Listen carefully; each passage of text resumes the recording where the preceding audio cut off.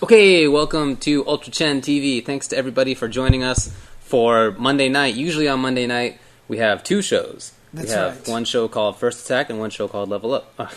Well, the other one's called Level 3 Focus. This is starting out great. My name is Ultra David. This is James Chen. How's everybody going? Tonight, instead of that, we're going to talk about Evolution 2013, which was just next week. It's very soon now. Yes. In fact, tomorrow, we're at here.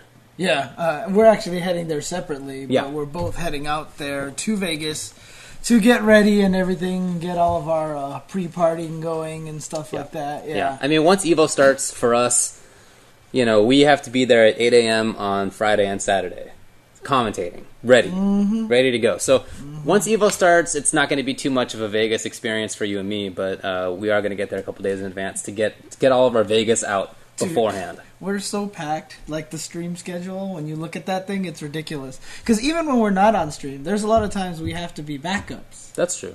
And so we have to be there to just in case, right? So, yeah, so our weekend is going to be very, very packed. So we're going to go out there a little early, but that's why we're doing this show tonight rather than Tuesday night, because Tuesday night will already be gone. So this is our last chance to actually make this show happen. And what we want to do today is, you know, talk a little bit about Evo in the first place, a little bit of background there, if you're not as familiar with it as other people might be. And then we want to get into the games. And there are 9 games at Evo this year. There's a ton of stuff to talk about. Dude, 9 games is so ridiculous. I still remember, I think it was Evo 2002, we did 8 games. Might have been 9 games, I don't remember. But it was after that year, pretty much Tom and Tony and Wizard said, we're never doing that ever again. Right. And that was back then. With some small fraction of the participants. Right, where 300 was like, oh my gosh, we got 300 people. Right. Yeah, and of course back then we also had arcade cabinets and stuff like that in 2002. But even still, it was ridiculous. And so now, after years of saying they weren't going to do it, right. And now we we have are 9 back games to 9 again. games. And So. if you're not sure what they are Super Street Fighter 4 Arcade Edition version 2012, Ultimate Marvel vs. Capcom 3, Street Fighter Cross Tekken, Injustice Gods Among Us, Mortal Kombat 9, Super Smash Bros. Melee, Tekken Tag Tournament 2, King of Fighters 13, and Persona 4 Arena. That's a lot. And so as a result, there's a lot of stuff to talk about. And look, we're not experts in everything when it comes to fighting games. We're not experts in very many things at all. I mean, we don't know everything about every game. So I earlier posted up on Twitter and a bunch of other different places asking for people to help us out with, some explanations of certain games, the people who are coming and who to watch for, the characters to watch for, important storylines to follow, and I'll be relating those with definitely some credit for people who helped us out, because it was a huge help. Right. So before we get into all that stuff, let's just talk about Evo itself. Yes. So, I mean, you want to talk about the schedule? Well, here's the thing. There's 2 schedules, right? We talked about the tournament schedule a couple of weeks ago. Do you want to talk about the stream schedule? Let's talk a little bit about Evo itself, actually, before we actually do that. No problem. So you know a lot about Evo. You have been in the past, and in any case, pretty I've been there intimately since the associated beginning. with it. Yeah, exactly. So, yeah. So I mean, talk about it. What's Evo? So Evo, I mean, it was really born off of a rivalry. So a lot of internet talk. Oh, yeah? Internet speak. Back from the AGSF2 days. So what happened was on AGSF2, which is a news group. I don't think people even know what. I know. AG. What's Games, AG? Nice. Alt.games.sf2. Back in the news group days, people. That was the original forum. Right, that's where people, when you had news groups for various different kinds of hobbies, and so alt.games.sf2 was the one dedicated specifically to Street Fighter fighting games, Capcom fighting games, as it were. And so what happened was a lot of people would post there, and a lot of people, this was before online play, before anyone traveled and whatever like that, so people in Northern California were like, you know what, we're better than SoCal, and then Canada's like, you know what, we're the best. East Coast people, we're the best, and there was really no way to tell at all who was better than who, and it was just like your local arcade scenes multiplied to pretty much the size of the country. And so Tom and Tony Cannon organized something called Battle by the Bay, which was nicknamed B3 for obvious reasons. And that is kind of where EVO started, really, because it was one of the first gatherings. If I'm not mistaken, we had about 60 people in that tournament. What year was that? This was 1994, 1995-ish. Yeah, it was about around 1995, because I remember it was my first year of college. So... But yeah, so there was about 60-some people in the tournament. It was amazing. We had never seen a tournament of that size and scope. And so that took place. Alex Vi eventually winning the crown in Alpha 2. And you know, that's where the whole term, you know, STS... FN, save that shit for nationals came from. It's because he showed up with some secret tech that nobody knew about and bodied everybody with that, except for Choi, who, you know, started using it during the actual event itself. But so that happened, and then a few years went by, and eventually they decided to kind of bring it back.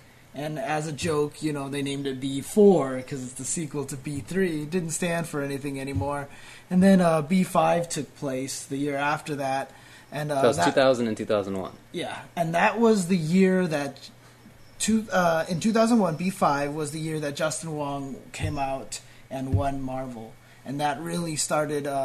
pushing the East Coast, West Coast. Because obviously Battle by the Bay, not very many East Coast players made it out there. There were some from Canada. There's some from Kuwait made it out there, which was really cool. Shout-outs to Marwan. I don't know if he's still in the scene at all or not. But in 2001, you know, that's when Justin finally kind of, you know, asserted the East Coast dominance in Marvel. He beat Duck Do in the grand finals. And then from there is where Tom and Tony, who arranged B4 and B5, kind of decided to kick it up a notch. They renamed the whole entire thing Evolution. And in 2002, it took place at UCLA. And that's kind of how the whole thing was born. I mean, it took place in a bunch of arcades. And Evolution 2002 was the first time it took place in a ballroom. You know? Oh, okay. And it was also the first year, I still remember this, that Tom was like, you know what, we're going to dedicate Sunday just to finals. Oh yeah, that was the first one? Yeah, and I was like, this is the worst scheduling. You know, we need all this time to like play, right? Because he said we're gonna do all these games on Friday. We're gonna do all these games on Saturday. I was like, what are we doing on Sunday? He's like, nothing. We're just gonna watch finals. And I was like, this is the stupidest idea I've ever heard in my life. You know, we need this time. He's like, no, it's gonna be a show. It'll be cool. Yeah. And I was like, this is crazy. You're crazy. You're killing a whole day just to watch Top 8. Turned out to probably be the best decision ever made, and all finals for fighting games have been like that ever since, right? So, and then Evolution, obviously, in 2002, UCLA, and then 2003, 2004 at Cal State Poly Pomona, also here in Southern California. And then 2005 is where everything, you know, where it went up to the next notch, and that's when we first went to Las Vegas. Right. And even though we weren't on the Strip, you know, we were off to the side, Green Valley Ranch. Yeah. And then it was Red Rock, back to Green Valley Ranch, then to Tropicana, and that was 2008, which was the year we had the beta of Street Fighter IV. And then, of course, 2009 is when everything just went... pretty much. And since then, Evolution is still the largest open tournament ever. Like, I don't think there's any other video game tournaments that's even come close. That's what I've heard. Yeah, to getting these kind of numbers. I mean, a lot of other ones, you know, obviously, you know, League of Legends and all these things have bigger scope and such like that, but they always have a fewer amount of entrants because it's more like... I mean, once a physical tournament starts in a physical location, it's been already kind of weeded out. Yeah. In any case, have you been to all of them? Yes. My first was in 2004. At Cal Poly Pomona, right? At Cal Poly Pomona. I went the first day, and I didn't compete. I just went to watch and get casuals in, which was really fun. And then I tweeted this earlier. I decided not to come back for finals day. Yeah. My buddy drove with me the first day, and then he just didn't want to the next day. Like I was like, "Come on, man! Like it'd be really cool. Let's go watch finals. It's gonna be awesome." And he was like, "Nah, I don't really want to go." And so I didn't want to drive the hour by myself. Right. And you know that was pretty dumb decision in retrospect because that was famous the year Parry of the Daigo happened. Parry, So, yeah. and then I didn't actually get back until I think 2010. Oh, really? Yeah, every single year I had school. I had because it used to be in August. Remember? Oh, that's crazy. That's crazy. And because it was in August, it always started the week that I was going back to school. Oh, right. So I could never, and I had a million years of schooling, obviously. So yeah, I couldn't do it. I almost missed that day too. I almost missed the Parry Day. Yeah. I was this close. In fact, I didn't even go at the beginning. 2009, sorry, was the next one. I had some friends basically drive out. Madge of SonicHurricane.com and David Dial, who lives in Japan right now. They actually came over and took me to Evo, and I actually got to see the Daigo Parry. That was also the year that the two-hit combo video debuted too. Oh, that would have sucked if you had missed your own combo Yeah, video. I know. Debuting. Yeah, pretty much. And that was one of the reasons why Wizard sent them to drag me out there. That's cool. And then I ended up seeing Daigo Parry, which was amazing. Yeah, so, yeah. Well, your combo video was pretty solid too, so Yeah, don't sleep on that. Still best combo video ever. Yeah. No, maybe. Madge has upped it. It's a good one. The Ryu one is better. The Ryu one, seriously, Madge's Ryu combo video might be the best combo video ever made. I think. Transitions are the transitions and just the storytelling and stuff like that. So now Evo is this gigantic thing, and people tallied up the numbers of just players that are playing. Mm-hmm. Many of the people have entered multiple tournaments, but right. You can see there's 1,600 for Street Fighter 4, 1,300 for Marvel 3, 700 for Melee, 580 for Injustice, 550 for Cross Tekken, 430 for KOF, 400 for P4, 355 for Tekken, and 200 for Mortal Kombat 9. I mean, each one of those tournaments could have been a major itself just a few years ago. Yeah, in fact... So that number is pretty incredible. At Anime Con this weekend, I talked to Peter from Skullgirls. And, what? Anime Expo? Yeah, okay. Sorry, jeez. I don't really care, but... I talked to Peter from Skullgirls, who's one of the head guys at Skullgirls, and I also saw Render there as well, and they told me that there are already over 160 or 170 people entered in the Skullgirls tournament as well. Oh wow, really? And they're taking on-site registrations as well, so they're expecting that number to rise. So, I mean, Mortal Kombat, obviously there's no on-site registration for Evo itself, and so Mortal Kombat is at 200. They could very well likely surpass Mortal Kombat's We'll see. numbers. That'd be awesome. Yeah. Definitely support that scene. So with the giant size comes a pretty different kind of tournament. It doesn't really have the same feel as a small tournament does anymore, because it's not. It's this major thing. There are thousands of people there. There are there's a huge screen. There's an indie games area. There's a secondary room. Yeah. There's all sorts of extra stuff now. So it's not just games anymore. It's this giant thing. Yeah, And they just announced the indie game, the first half of the indie games. They're the returning games, and I guess a bunch of new ones are going to be announced pretty soon too, which I'm excited about. Yeah, so. Definitely. If you're going, lots of casuals to be had. Presumably, last year they said last year it didn't work out that well, the casuals room. But I heard that they're doing it better this year. So. Yeah, I think the independent games and stuff. Don't quote me on this, but I know that there's 2 halls. Yeah. So I'm hoping that there's going to be a lot more room in the other hall for the BYOC area and stuff like that. So big tournament stuff. You can play casuals. You can watch things. You can play indie games, I guess. And you're in Vegas, so you don't lack for things to do. But if you're just interested in watching the games themselves, the actual stream schedule was put out earlier today. There we are. Okay, there you are. Oh no, that's the tournament schedule. Oops, well, that's fine. Just let that roll. Oh, okay. So you can see which games are being played on which day. Street Fighter 4 is the entirety of the first day. Mortal Kombat 9, Tekken Tag, and Persona all finish on the first day. Yeah, let me see if I can zoom this in for people here so they can see it a little bit better. Okay. Live adjustment. Woo! There we go. Okay. So that's the first day. And then we'll head over to the hang on a second. secondary day. More stuff here. Yeah, there we go. So then the secondary day is right here. Yeah, Marvel 3 is the whole day. Street Fighter Cross Tekken finishes on that day. And then Injustice, Smash Melee, and KOF are all run up until semis up until they get to top 8 on that day. And I know this says times TBD for Sunday, but that's they have been announced. Now. Yeah. Uh-huh. So on the finals day, it was not known which of the 9 would be on finals day. You could pretty much guess that Street Fighter 4 was going to be, that Marvel was going to be, but you could have some good guesses for the other ones. But ultimately, it was found out that it's going to be Injustice and Smash and King of Fighters. Yeah, a lot of it was the order that a lot of people weren't aware of, and so here we have this here. That's the stream schedule. Yes, this is the stream schedule right here. So on stream 1 is going to be Street Fighter 4 for the first, looks like 6 hours, and then Tag 2 is going to be top 8, and then Persona 4 is going to have its top 8, and then we're back to Street Fighter. On the secondary stream, SRK Evo 2, you can see it's Mortal Kombat 9 the whole day, and on 3 it's going to be Melee, then Street Fighter, then Melee, and then Street Fighter.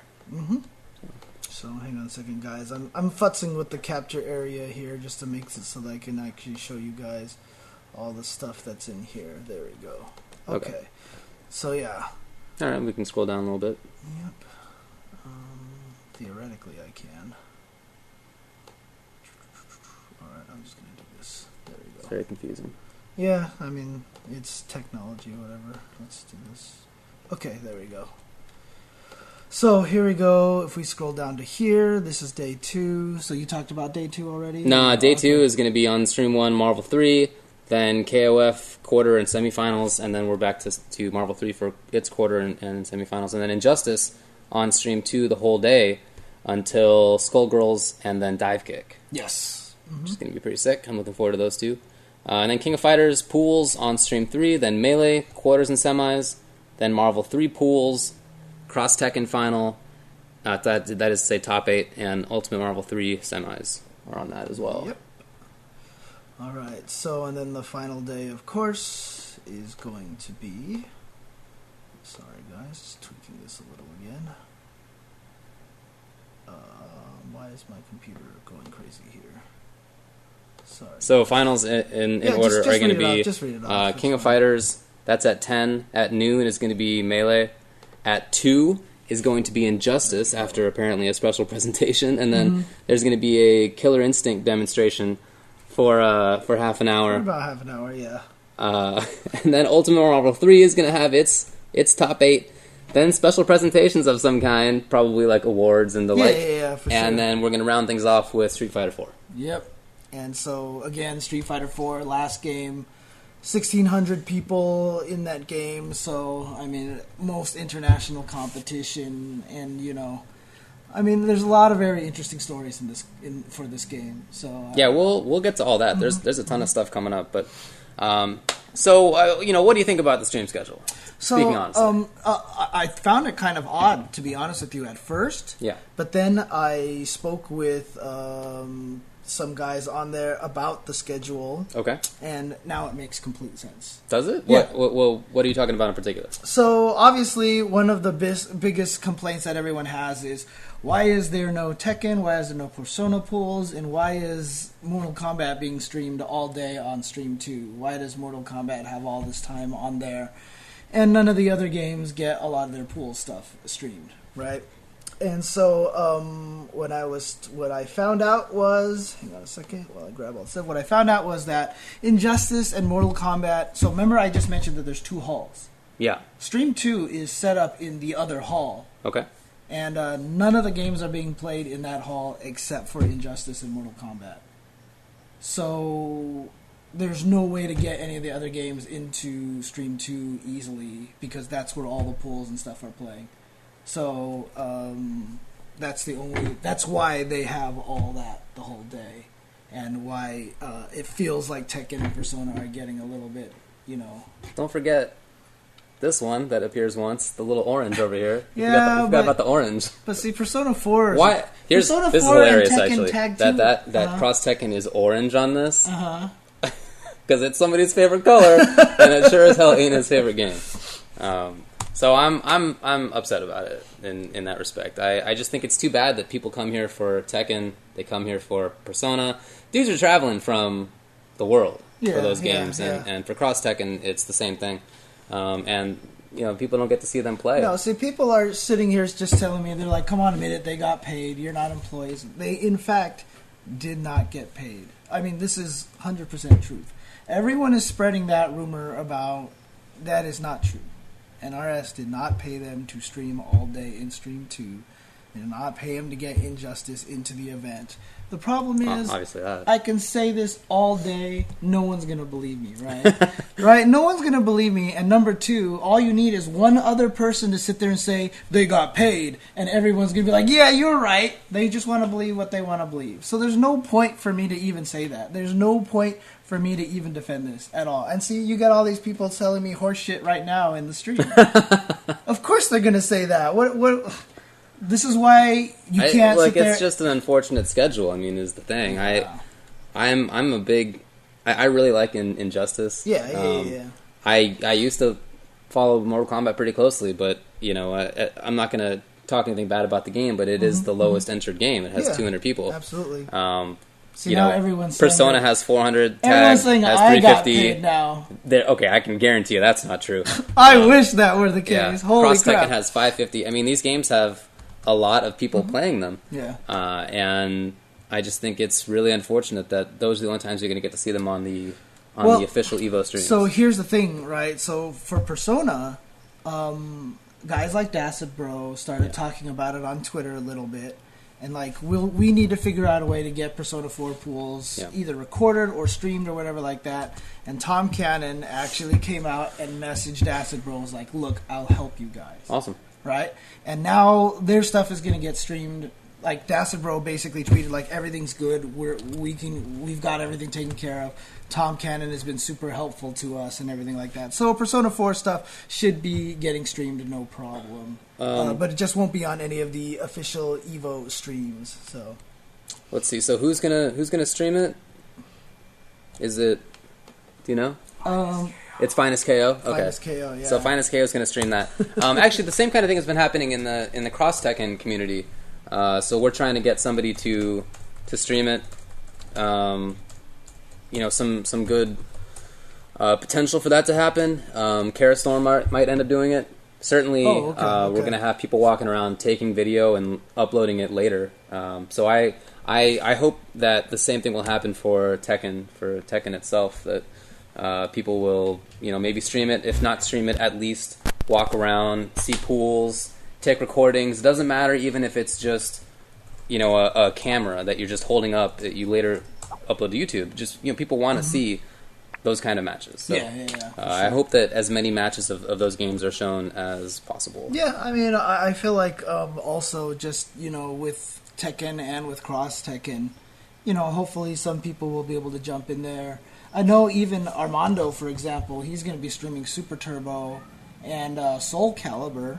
So, i.e. Battlegrounds, Armando is going to be streaming from a 4G card, like he did Super Turbo last year. Mm-hmm. So the whole ST Revival thing that, Painter and Muffin Man and all those guys have put on are being streamed by i.e. Battlegrounds. So there's going to be a lot of secondary streams, non-official streams, I guess I should say. Yeah, and, like I said, with what the Persona guys are doing, Tom has literally said, I'm going to do everything I can to help you. And frankly, whoever's streaming Persona isn't going to be streaming the next day. Maybe he can go and stream Cross Tekken the next day. Yeah, that's something I wanted to ask. But then as soon as I was thinking about that, already Kara Storm seems to be taking it up. So hopefully that ends up officially happening. We'll talk about it. Well, do you want to get a special guest on the show real quick? We can probably do that. Yeah, let's do that. But let's take a quick break first and set that up. Okay, no problem. So we'll be back with a pretty interesting member of people involved in Evo. Okay, we'll be right back.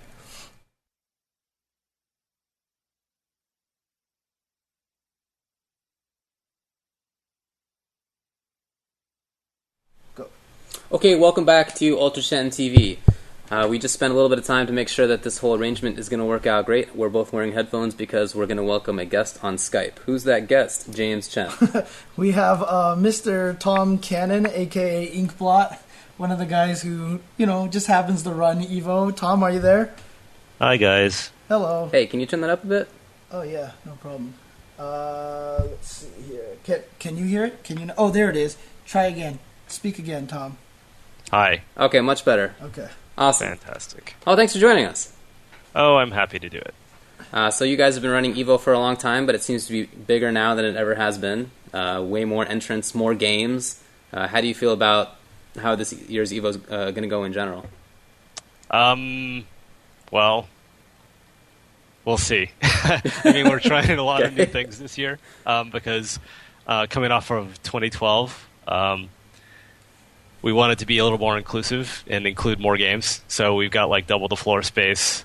We've got more streams. And we're just trying to invite as many people to this big party as we can. So, I mean, there's some things that we haven't tried in a long time and never at this scale. So it's going to be really interesting and touch and go, but should be fun. Yeah, because I was bringing up that in 2002, was it, that we had 8 or 9 games? Yeah, it's been a long time. And that's that, when the biggest tournament was 250 people or something. Right, and we swore we would never do that again. Right? That was a nightmare.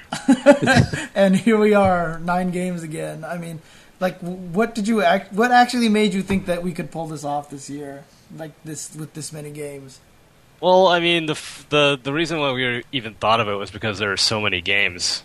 I mean, just in the past year, you had so many good games that have a real following. That it's it's a shame that we only do 5 or 6 games. So we figured that even if we could do 9 games and 3 or 4 of them had even less of a presence, at least they're there and at least they get some more exposure. Okay.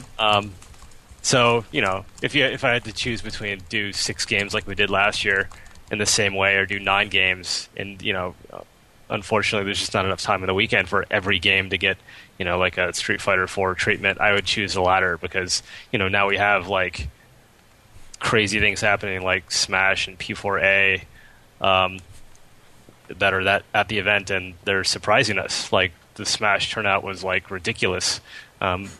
The Smash tournament at EVO will be the biggest Smash tournament ever by a lot, by a factor of 2. Right. Who saw that coming? We sure didn't. So yeah. So and we've also learned a lot since the good old days where we have a lot more support staff. We have a lot more experience doing this stuff, and we have a new format with the 16-man pools that lets us predict how things are going to go a little bit with a little more accuracy.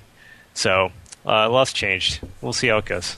Okay, cool. So, I mean, we were talking on stream a little bit earlier. Obviously, the stream schedule just came out, and the biggest concern from most of the people is why is MK getting a whole day to itself on its own stream?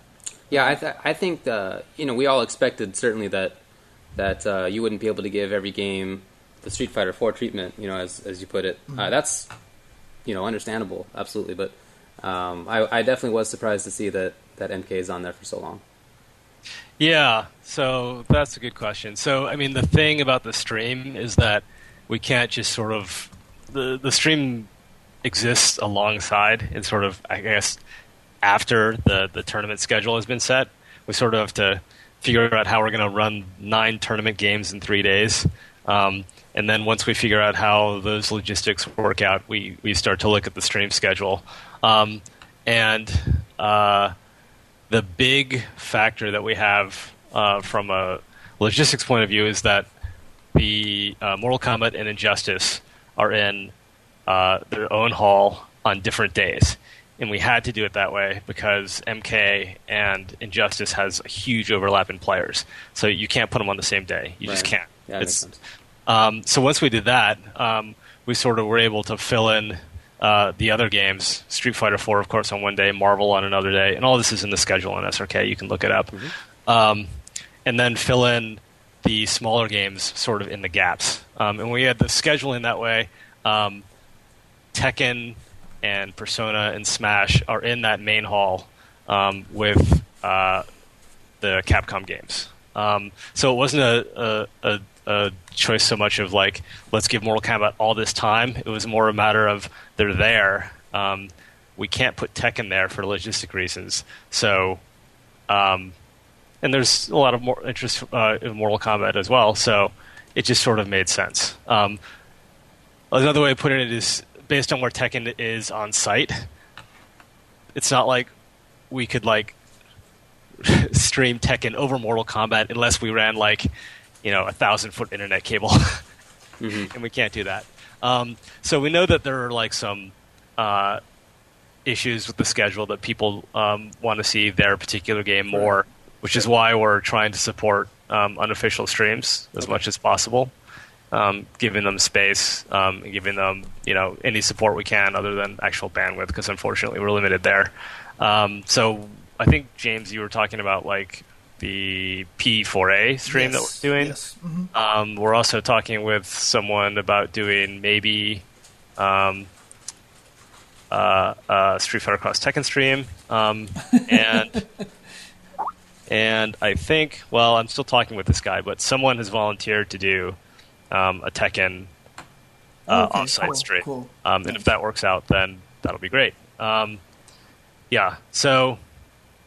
I mean, in a way, like, I'm happy with the stream schedule because we are streaming so much content. We're streaming like 50% more game content than we did last year. I mean, we have 3 streams that are like streaming 12 hours a day of nothing but gameplay. Right. And I understand that like some other people may disagree, but I mean, hopefully the side streams can accommodate those guys so everybody ends up happy. Yeah, I think that's great. I'm happy to support the side streams like that, dedicated streams. Can Evo or can Shoryuken publicize those in addition to the main SRK Evo streams? Yeah, of course. I mean, in the same way that like when we have our tournament page for whatever major is going on that week, it just lists all the streams and embeds the players. Yeah. We'll definitely do all of that for all of the side streams. Awesome. So it's easy to find this stuff. That's great. Okay, so I mean, obviously, the main comment that comes from everybody is they're feeling that NRS just basically NetherRealm Studios just basically paid their way to get their own stream and stuff like that. So that everybody's talking. That is all the basically what everyone's claiming and such like that. So I mean, what can you comment on that?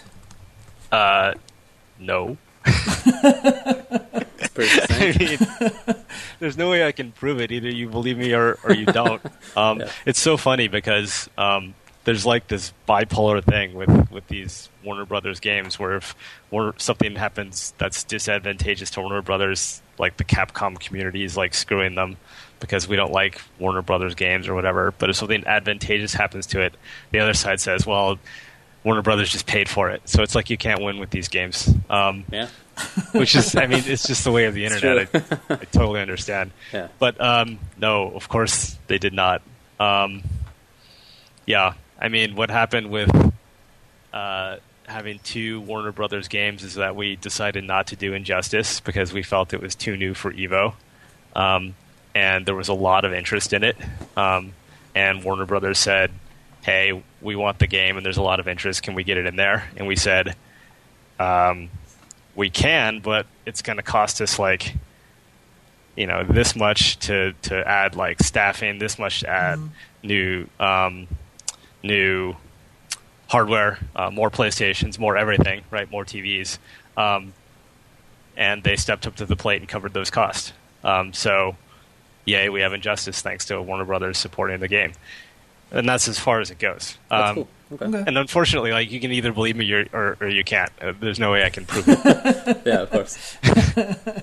Okay. Yeah. Okay. Yeah. I mean, because it's like you said. I mean, it's hard, right? Because we have the situation where we're streaming these games, the NetherRealm games, on one stream, and then everyone gets mad. Like the whole Persona and the Tekken scene get mad.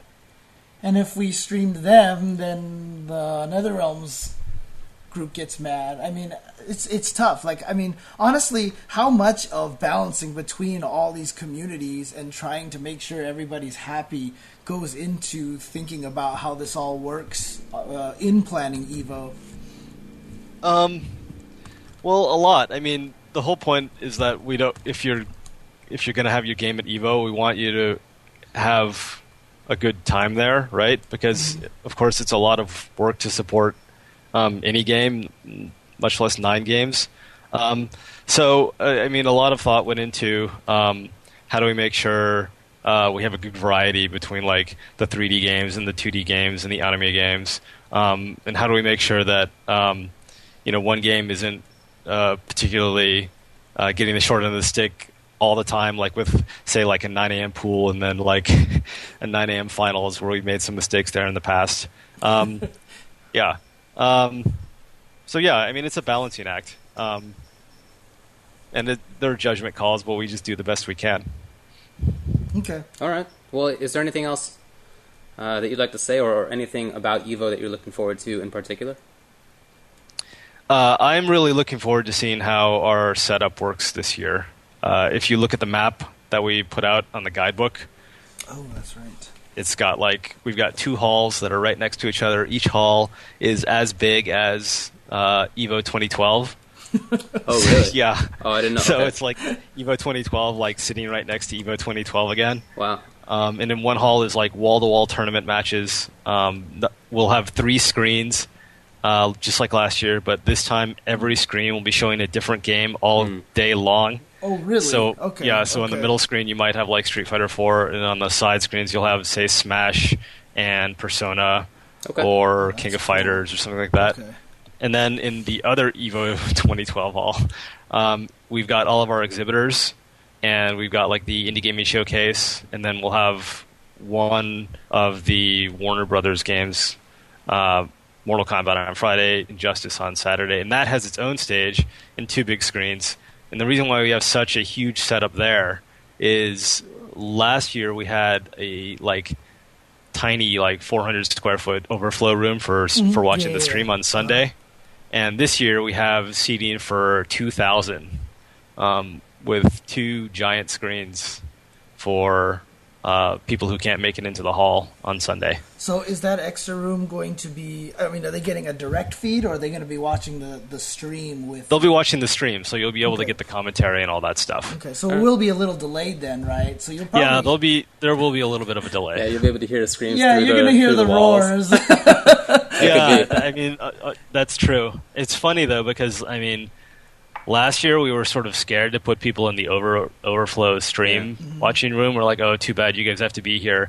And then sort of in the middle of the day, space opened up in the main hall, and we invited people into the main hall. Would you like to come in? And most of them said, no, we're fine. This is great because we get to listen to the commentary. Right. So now there's a lot of room, 10 times more room than last year for people who want to get that experience but are on site. Yeah, I guess if that's what you're looking for, then you can do that. And if you'd rather be in the main room without commentary audio, but with human craziness going on, then you can do that. Well, I mean, the other room is probably going to get pretty human crazy too. Yeah, I guess that's probably true. So, yeah, I guess that's probably true. So, what about casual setups? Yeah, so we have the BYOC as well. Okay. That is in the room with all the exhibitors. Okay, cool. And then Focus Fire is going to be there. Glad to have them back this year after a 1-year hiatus, and they usually have an enormous booth filled with casual setups. Cool. And they run events out of it. And then, of course, Dive Kick will be there. I should say Iron Galaxy will be there with Dive Kick. Right. And Mad Cats is going to be there with KI. So there'll be lots to do. Okay. Okay, awesome. Yeah. So, I mean, obviously, the ballroom spaces, I mean, are there actually ballrooms in Vegas larger than the one that we have, so that, maybe next year we don't have to worry about having 2 halls and stuff like that? No.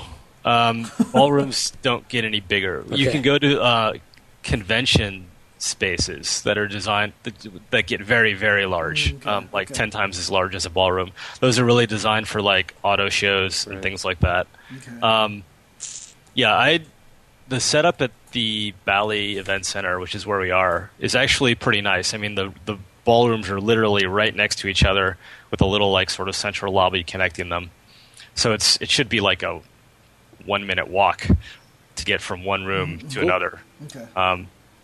So it's almost like they're connected. Yeah. Awesome. Well, anything else? Well, AJ Papa here is asking me to ask you. Are we going to do any fantasy bracket stuff or anything like that? Good question. Yeah, we probably won't do the fantasy thing, just because that stuff is still very raw and it requires a little bit of hand-holding when it breaks in the middle of things.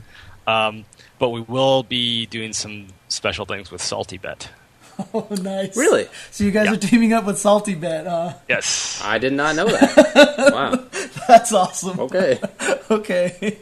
Nice. And for those people who don't know, Salty Bet is just, the site. I mean, do you actually have, virtual money on Salty Bet site? Do I?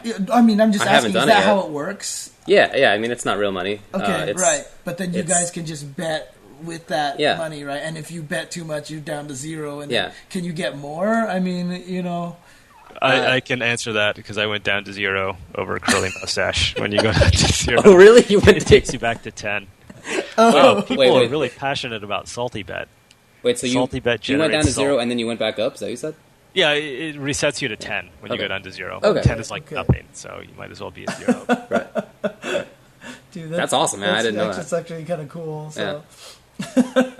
Yeah. And then, I mean, do you have any other questions? No. I guess my last question, for you, Tom, then is, what are your predictions? Would you take? Okay, so let me just ask you for the two main games. Would you take Christie or the field, and Infiltration or the field? I will always take the field against any player, just because the field is so difficult at Evo. I mean, it's a test of skill, but it's also a test of endurance. I mean, you have to win so many matches and be in your game for basically 2 days straight. Right.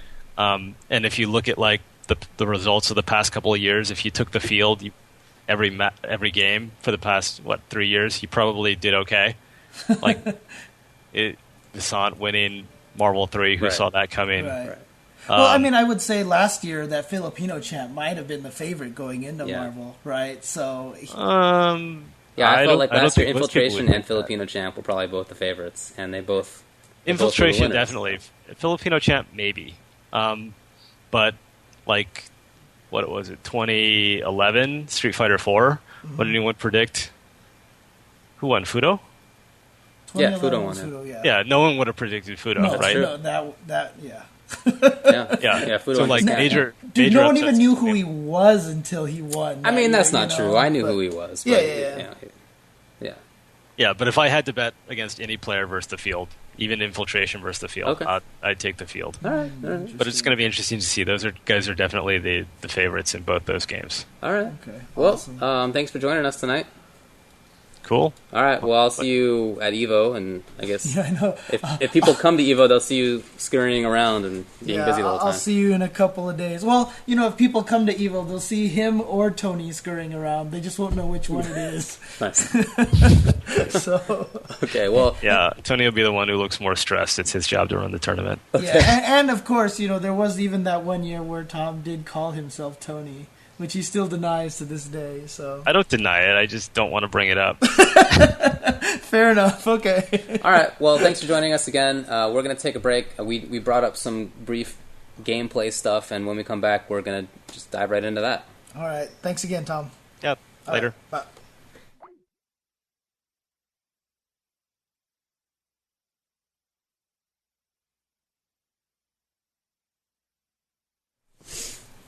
So, as I said in the last segment, we want to just jump into the games now and talk about what to expect when you're watching them. In the past, we've broken down the games themselves. I think each one of these, with the exception of maybe MK9 because it came out too long ago, we've actually spent time breaking down in depth, in that's detail. right. Yeah, so, yeah. if people are watching this later or even now, and you want to look into those games without actually just watching some high-level match videos or for whatever reason, you can do that. They're on our YouTube channel. So I guess we're not really going to get into that. Instead, we're going to talk more about players to look for and storylines to Yeah, watch. because that's honestly the most important thing, in my opinion, is just like knowing what the situation is going in. I mean, you can sit there and go, Marvel's exciting, but when you talk about, for example, the Chris G versus the field and all this other stuff, there's so many interesting side stories that are going into all these games that just make it that much more fascinating to watch. Like, perfect example, the whole Scorpion thing at CEO made Injustice it was a blast to watch. I had so much fun watching that. So, Yep, I totally agree. So we'll talk about games, I guess, in order of when their finals are, for Sure. whatever reason. Okay. So, first up for that reason is Tekken Tag Tournament 2. I talked a bunch with Mark Mann about this. It's, again, games that I know the basics about, but don't think that I could speak competently about without asking people who really know. So, I did, and I talked with them a bunch about it. So, the people to most watch out for are the Korean players, Nin and Ni. The main storyline to watch out for in general is, will Korea continue to dominate? Right. So JDCR is not going to come.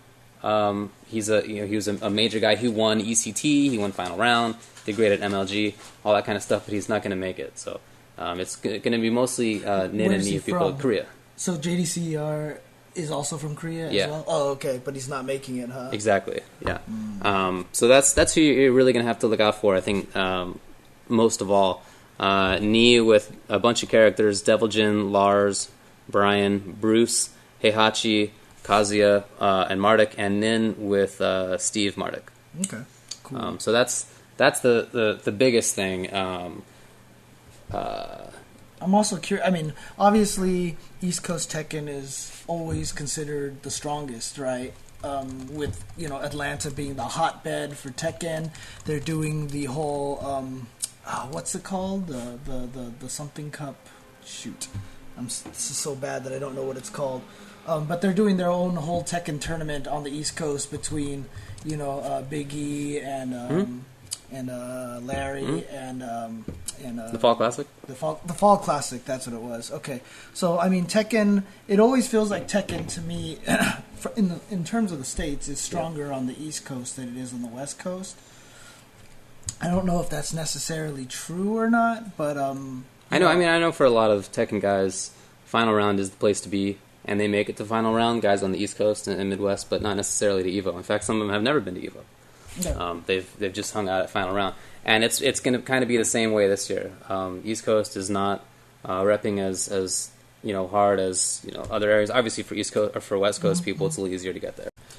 So I'm just going to be curious to see how well the East Coasters and the West Coasters place. I mean, I asked about East Coast guys that people are going to have to watch out for, and it seems like it's mostly going to be Lil Majin from Tennessee and The Game and NYC Fab from New York. Okay. Other than that, it seems like a lot of people are not actually coming.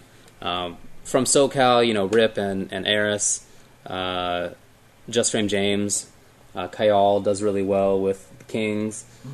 You're going to have to look out for Mr. Naps with Brian and Dragunov, and Insane Lee with JC, Ogre, and Bruce. Okay. I didn't think either of those guys wanted to be called those names anymore, Naps and Insane Lee. But I don't know. that's how Mark Mann. Does Bronson even play anymore? Well, I guess he does. Because he does play. Okay. I guess we can expect some stuff from him then. I hope so. Yeah. So we'll see. But yeah, I was. I know that Korea has done really well in that game since forever. I don't think it's any surprise that Mark would identify that the main storyline is, can those players be stopped? They haven't been really. Mm-hmm. So. Okay. In Persona 4 Arena, you can see an awesome breakdown of all the pools and has interviews and stuff from James Shea. Shea Plus, right? Shea Plus, yep. On Twitter, I think that's just what it is, XIEPLUS. Mm-hmm. So check him out there. Yeah, and in fact, there's a YouTube video that I'll link later on Twitter, but I can just put on the old chat right now. Let me do that. And bam. Yep, posted there. Okay. Where he does a really good job at investigating all the pools. Because apparently there's some really stacked pools in Persona. Okay, so in fact, I talked with Jeffrey D, who also broke some of this down for me, and he said that the number one storyline to look for is just the fact that the pools are so crazy, that there's such a depth in some of these. I kept trying to be like, are there rivalries to look for? Like, who hates who? And he was like, that's not really... But we do have some of the best players in the world coming out from Japan, right? So I remember Dassy Bro talking about that. So that's Dai-chan. Yeah, and Yume.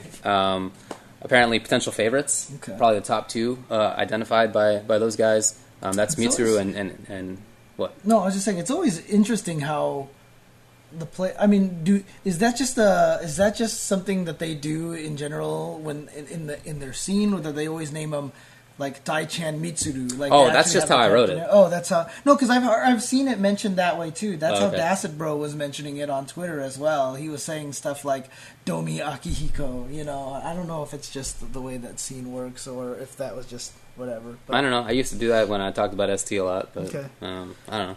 I mean, what did he say about, for example, like Lord Knight, Banana Ken? Those Yeah, definitely guys to watch out chances? for. I mean, Yeah. Lord Knight won CEO and got second at UFGT, and Banana Ken won UFGT and got second at CEO. Right. So those are two guys that you're definitely going to have to look out for as far as Americans go. I mean, the rest of the Japanese contingent is still really strong. Tomo with Shabris, Domo with Akihiko, as you said, Stun Edge with Yukiko, HC, Mui, Payne from NorCal is the guy who he identified from the U.S. And one of the cool, interesting things is that he is probably the best Aegis in the U.S. and the best one from Japan, Yume. They're going to be in the same pool. Oh, wow. So that is kind of crappy.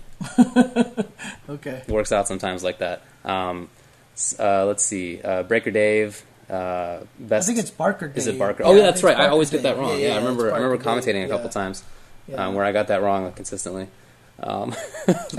Bond, another guy from the U.S. you yeah. have to look out for. So there are some Americans to look out for, but he definitely was saying that the Japanese guys are the gods of the game.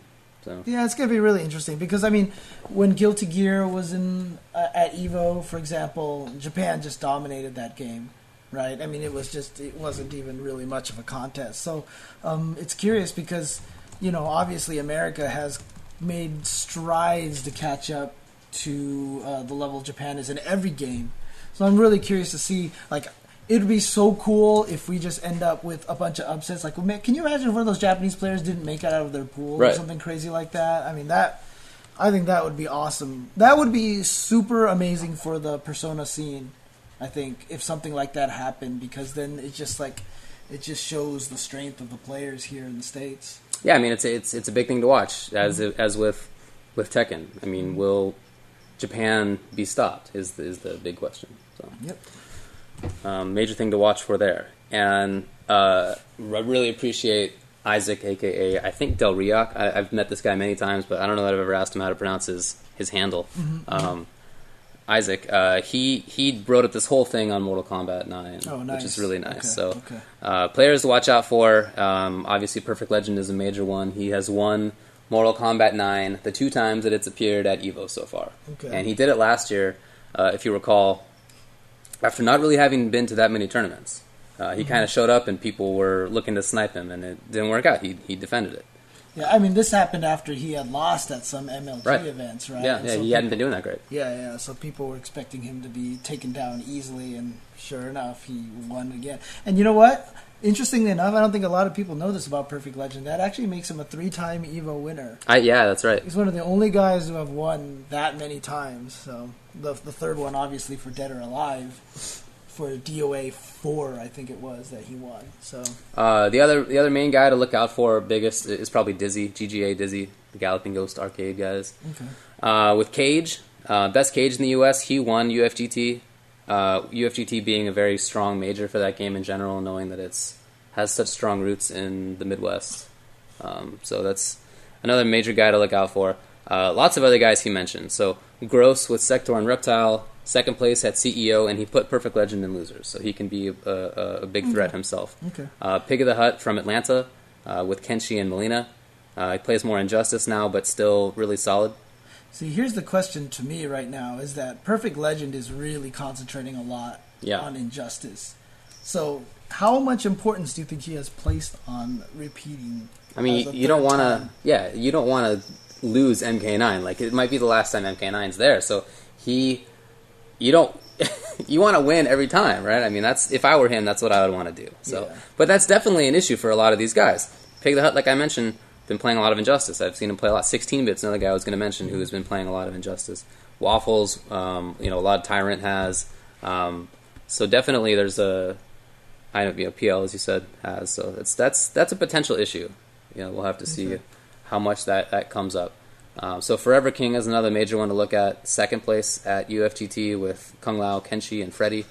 The Terry brothers, DJT and MIT, I believe. One got top 8 in 2011. One got top 8 in 2012. Just hang on, I'll be right back. Go ahead and keep going. Okay. And let's see. His potential pick for upsets. Oh, I should say. So Detroit Ballin apparently hasn't been playing as much. Coming back. And his pick for potential upsets is Pim Pim Jim with Sector. As far as players who he is looking to make potential up-and-coming, impact, major guy. And for storylines, we mentioned Perfect Legend with potential three-peat is probably the major one. Will anybody be able to stop him? The other one is something else that James mentioned, is how is the release of Injustice and the adoption by a good chunk of the MK community of Injustice going to affect how people play Mortal Kombat 9? It could come in a lot. And Terry Brothers, the return of them, how Galloping Ghost Arcade guys do, lots of strong players there, all potential things that could come up.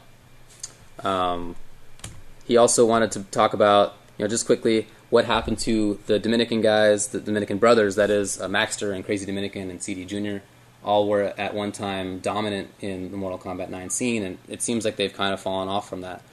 CD Jr., one of the best Injustice players right now. So we'll see how that goes for MK9. And I don't really know how to go to break on this thing without James. Should probably have figured that out by now, but I don't. Let's see. James is totally abrogating his duties. All right. This one, let's do this. Yeah, all right, so I'm ready to go. When we come back, I want to talk about Street Fighter Cross Tekken, KOF 13, Super Smash Bros. Melee, Injustice, lots of good stuff coming up. We'll be back in just a bit. Should have had Sanchez jump up in there. I don't know anything about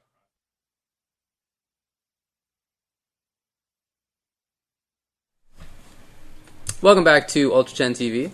Everything working out over there? Yeah, everything's good. Okay, good. I have returned. Got some food? Yes. Excellent. So we're talking about EVO 2013, which is less than a week away. It's this coming weekend.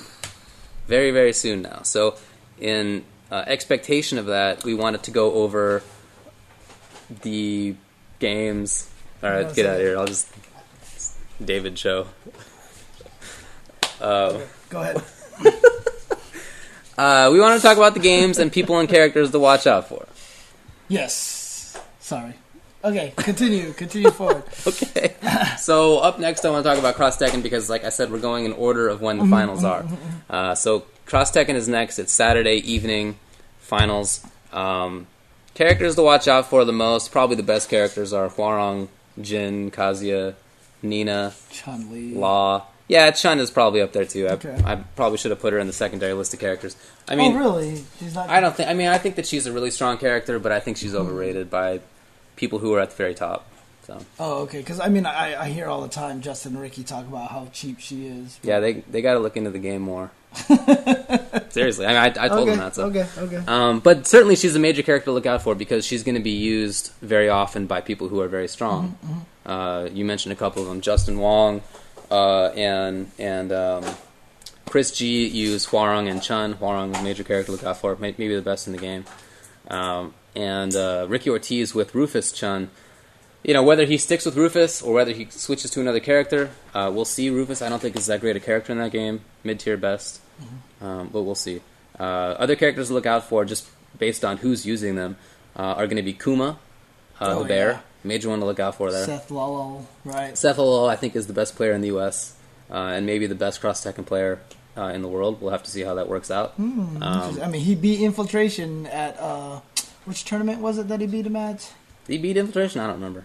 Yeah, he did. He beat Infiltration at a tournament. So Yoshimitsu is an important one to look at. Cammy, Julia, Sagat. We'll see whether Infiltration. He's played Sagat in the past. He played Team Jibbo with Jin and Sagat.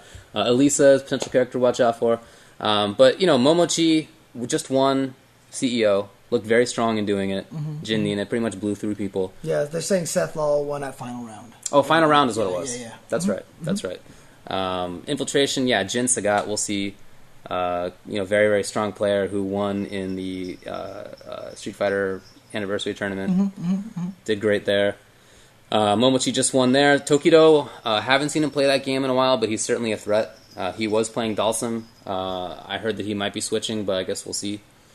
LPN is a guy from Northern California who's really, really good. He got top 8 at CEO. Yeah. Did really, really well. He has a couple of teams, Hwarang Jury and Cami Lars, two different kinds of teams. One is more control, and the Cami Lars team is more about getting in your face and blowing you up. Right. Ryan Hunter is another guy, super strong competitor. He has a great sense of footsies, and his knowledge of the game, I think, is just about unparalleled. So his Julia Steve is something to look out for. What about Arturo Sanchez? Sanchez. Oh, yeah, I guess I didn't put that in there. He won, didn't he just win a tournament in CrossFit? He won a couple tournaments. Okay. He didn't win CEO. He wasn't top 8. He was there, right? Was he there? Yeah, he was there. You sure? Was he there? I don't remember. That was horrible. Oh no, I didn't try. Oh really? I didn't try. It went from an to an I didn't think he was there. I know he won Civil War. I was there for that. So he's a guy to look out for from the U.S. We mentioned already Chris G, Justin, and Ricky. Guys to look out for from the U.S. Yep. Anybody else to look out for? Maybe Dominion if he ends up coming. It seems like he is now. Yeah, guy to look out for. Yeah. So could be Knuckle Dew too. We'll see. But as far as storylines go, the major one I think in this game is the same one that it's been in this game, which is traditional top-level players versus relatively new online trained players. And some of those players are not, I would put people like LPN and Ryan Hunter in that group. Yeah. They have been playing for a long time. They're very strong players in offline tournaments, but they have trained up a lot as far as really getting into the game goes. Maybe instead of traditional versus online, I should phrase it as people who play the game versus people who really, really play the game. Right. I mean, I honestly, I think there's another storyline for Cross Tekken as well, which is I don't feel like coming into this game that the foreign countries are the favorite in this at all. In fact, I think the States... I almost kind of favor the States a little bit more. I mean, guys like Taquito and Infiltration obviously are a problem, but I wouldn't be surprised if we saw 6 out of top 8 people be from America in this game. Let's just put it that way. So I just feel like there's pretty good balance between the various countries in terms of the top tier players. I wouldn't be surprised that a couple of Japanese players, a couple of Korean players, maybe Punko is another guy to mention. That if they do well, if the USA guys do well, wouldn't be surprised either. It just seems to me that there's pretty good balance, pretty good parity. And the other question to me is which side of that game will show up? Is it going to be the fun game that I really like, or is it going to be the boring game that... Justin versus Ricky? Yeah. Like which one of those is going to be?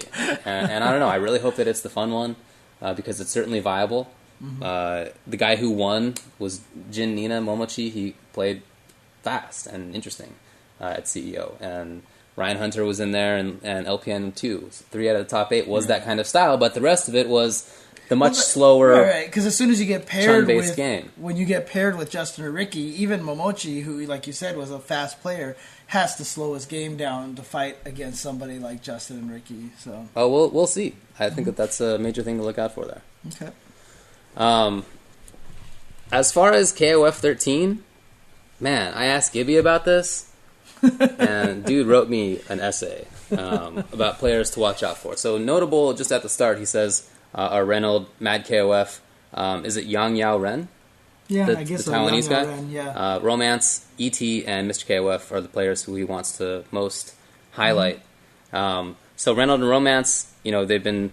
Dude, he seriously... I should just read this. I mean, the interesting thing about it too is the way he wrote this. The way who he didn't mention was Shao Hai and Dako, right? Because I remember last year they were all talked about, but I guess not this year, huh? Yeah, I'm a little surprised that he didn't mention the other Cafe ID guys or Cafe Ed. But I don't know. That's who he chose to bring out. Reynolds and Romance have been going at it at every major the past 5 to 7 months and have met many times with Reynolds coming out on top in the most recent battles. The two have what appears to be a friendly rivalry, but they both want to win at all costs when they play each other. Reynolds does seem to have Romance's number now and is in his head. Reynolds is considered to be a heavy favorite to take it all by a good chunk of the U.S. scene. Yeah, I mean, a lot of people in the stream are asking about Bala. Yeah. And Bala, I mean, you haven't seen him at any runbacks recently, and that is because he was in the States on a visa, which I do believe has expired, and so I do not think he can get into the States right now. So, unfortunately, I don't think he's going to make it to EVO this year to try to reclaim his position as the favorite, as it were, going into the tournament last year. So, the Taiwanese guys, Yang Yao Ren and ET, training partners there. And apparently, Yang Yao Ren is an up-and-comer who got top 8 at EVO last year. ET used to be considered the best KOF player in Taiwan, but maybe not so much anymore. So those two guys, major ones to watch out for. Mad KOF won EVO last year, of course. Everybody from his team seemed to do really, really well. He blew Bala up. It was really strong. And he went to Japan a few months ago where he lost to a few Japanese players. But really? He won out in Korea versus Japan 5v5. So still one of the favorites. Okay. Let's see. As far as Japanese players, he specifically highlights Ogosho, a longtime KOF player, 2-time SBO champ. He won in KOF 2K2. And also SF4 2v2. That's pretty cool to have a multi-game ability. Fan favorite around the KOF world. Apparently, Hell Pockets is in love with Harigoro, who invented the Joe Stun combo that many players, including Sweaty Headphones Pockets, uses. Okay. Let's see. Kokoi? One of the strongest Japanese players as well. Wu, another very strong Japanese player to watch out for. And he also wants to highlight this player who I'm sure you'll never get to see, who is named Manchest, a.k.a. Beast from the Middle East, the Iron Sheik of the KOF scene. He'll break your back and make you humble. It's not going to happen. But that's kind of funny. No, I mean, I've heard about this guy. Have you? Yeah, I mean, I don't think anybody else has. But go on. Well, no. I've heard about him. I remember a lot of people talking about how free he was and like how quickly he got bodied. Oh yeah, did he get exposed? It was just like one of those things that, like, I remember, like, I distinctly remember some people saying, like, I played against Manchester and it was so much fun. It was like training mode or something like that. His opponents were godlike in comparison. Yeah, pretty much. Well, I mean, by the sounds of it, it sounds like anybody could have been godlike in comparison. Right. So, well, thanks to Gibby for making a little write-up. I definitely appreciate it. Yeah. And people are now trying to figure out who was that mysterious voice from the side. As far as storyline, can anybody stop Korea? It's another case of this, as in Tekken, as in Japan in Persona. Potentials he thinks are Reynolds, Romance, and Yang Yao Ren to do that. One of the interesting things that Romance actually just asked me recently, because you remember this was an issue last year where the Korean players put the barrier in between people. He was asking me about that, like if people are actually against that, how come the Street Fighter players don't care about it? And apparently they have some new way they're going to try to make sure that keeps happening at EVO this year or something like that, is what I heard. I guess maybe they'll have something more formal than a chair with a t-shirt on it or something. Okay. So, be interesting. Let's talk about Super Smash Bros. Melee. Sure. So in Super Smash Bros. Melee, obviously, I've been working with Prague, aka Winton Smith. He's been helping me out, catching me up on a lot of the stuff, and he's written this document here. How many pages is this? Let's see.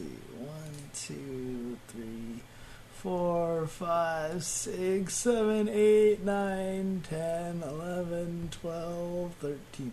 He's basically written 13 pages about various players. That's awesome. And obviously, I'm not going to be able to go through all the players in here. That's your study list, man. You gotta. I know. No, trust me. You gotta know that. Yeah, trust me. I've been looking at this. I mean, there's been players that he's mentioned from Mexico being one of the strongest players. What was his name? One of the strongest players between the two strongest players not recently, but throughout Smash was Ken. So Sephiroth Ken was one of the strongest players. He won EVO 2007 when Brawl was there. Okay. And then he kind of disappeared right afterwards. He went on Survivor. And I was going to say, like disappeared. I don't know if that's the right term. But, yeah.